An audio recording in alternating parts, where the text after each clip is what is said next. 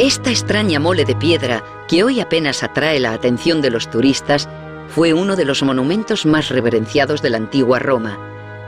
En su interior albergaba las cenizas de Augusto, el fundador del imperio, y de gran parte de su familia, los Julio Claudios, célebres todavía hoy por sus grandezas y sus miserias.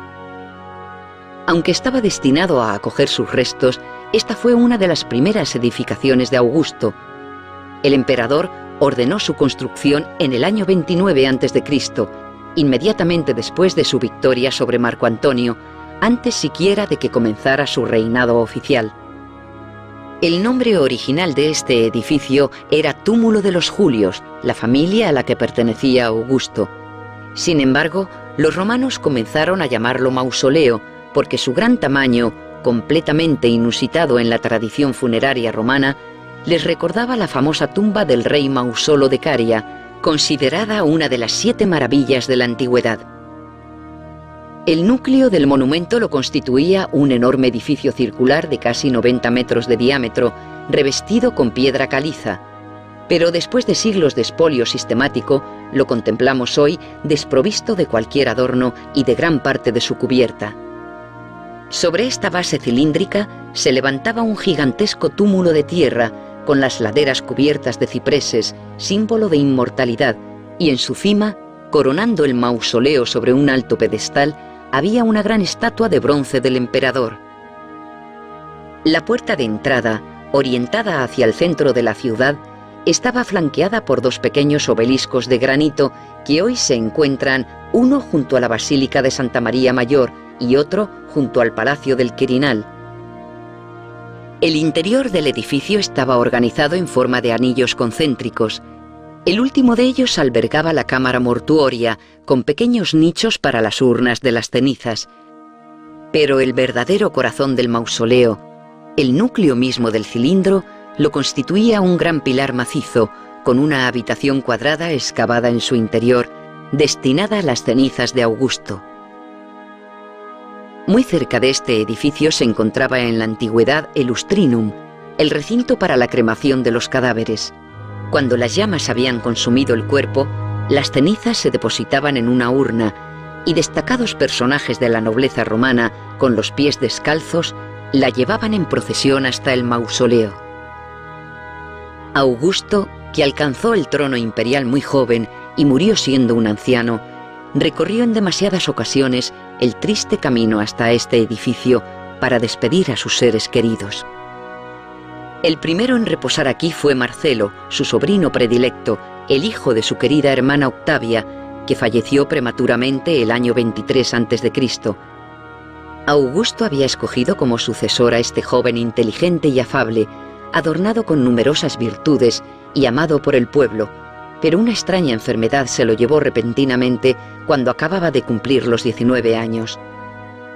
Una década después, Augusto perdió a su más leal colaborador, Marco Agripa.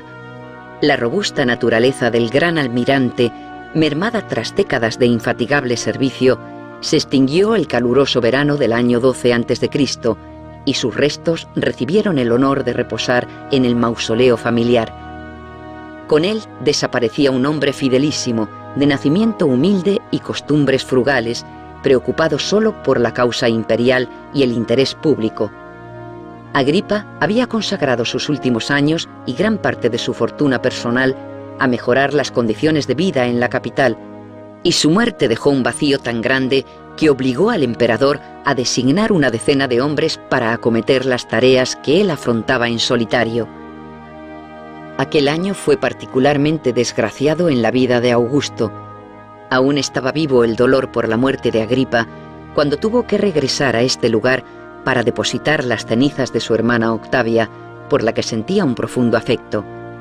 Octavia, apreciada por su prudencia y su bondad, había cuidado con cariño no solo de sus propios hijos, sino de aquellos que su marido Marco Antonio había concebido con amantes y esposas. De la prolija descendencia de Octavia nacieron Calígula, Claudio y Nerón, los 3 últimos emperadores Julio Claudios.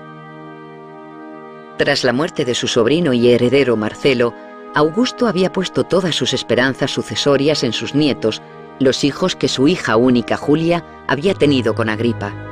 Se llamaban Cayo César y Lucio César, y Augusto en persona quiso encargarse de su educación.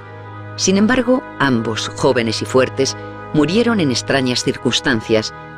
Lucio falleció el año 2 después de Cristo, y su hermano Cayo un par de años después, tras ser herido en combate.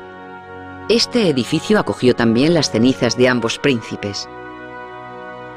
La desgracia se ensañaba con la familia del emperador, y algunas lenguas mordaces comentaban la sospechosa casualidad de unas muertes que habían despejado el camino a Tiberio, el hijo favorito de la emperatriz Livia, fruto de un matrimonio anterior de la esposa de Augusto. Entre Tiberio y el trono ya solo se interponía su hermano mayor, Druso, el noble general que cosechaba una victoria tras otra en la frontera germana. Sin embargo, una inoportuna caída del caballo acababa en solo unos días con la vida de Druso. El propio Tiberio, que le amaba entrañablemente, viajó hasta el Rin a marchas forzadas y llegó a tiempo para cerrar los ojos de su hermano y traer a Roma sus restos, que fueron depositados en este edificio. Por fin, el año 14 después de Cristo, a la edad de 76 años, Augusto moría plácidamente en brazos de su esposa Livia. Tras ser incinerado en el Lustrinum, un viejo pretor aseguró que había visto su espíritu encaminarse con paso firme hacia el cielo. En su testamento, Augusto reconocía que dejaba el trono a Tiberio no porque lo considerara el más digno, sino porque todos los demás habían muerto. 15 años después le acompañaron los restos de la anciana emperatriz Livia, a la que muchos hacían sospechosa de tantos crímenes, y otros consideraban una respetable e inteligente matrona romana, apoyo infatigable de su augusto esposo. Otro episodio digno de mención relacionado con este edificio fue el traslado de los restos de Agripina, una de las nietas de Augusto y madre del futuro emperador Calígula, a la que Tiberio había dejado morir de hambre en una isla. En cuanto falleció Tiberio, Calígula ocupó el trono y se encargó personalmente de traer al mausoleo los restos de su madre. Obsesionado por reparar el agravio, hizo labrar una bellísima urna para sus cenizas, que hoy se conserva en el Museo Capitolino, pero que durante mucho tiempo fue empleada en el mercado del Campidoglio como medidor de grano. Solo 3 miembros de la familia Julia no merecieron el honor de descansar en este gran edificio. Por un lado, las 2 Julias, hija y nieta de Augusto, que murieron en el exilio a causa de sus continuos escándalos amorosos. Aseguran los biógrafos de Augusto que ni siquiera las sucesivas muertes de sus herederos le causaron tanto dolor como el comportamiento licencioso de su hija Julia, y que cuando se enteró de sus desmanes, permaneció durante días alejado de cualquier compañía humana, abrumado por la vergüenza y el sufrimiento. Medio siglo después, Nerón, el último de los Julio Claudios, sufrió el mismo destino que las Julias, y su memoria aborrecible le cerró las puertas de este edificio.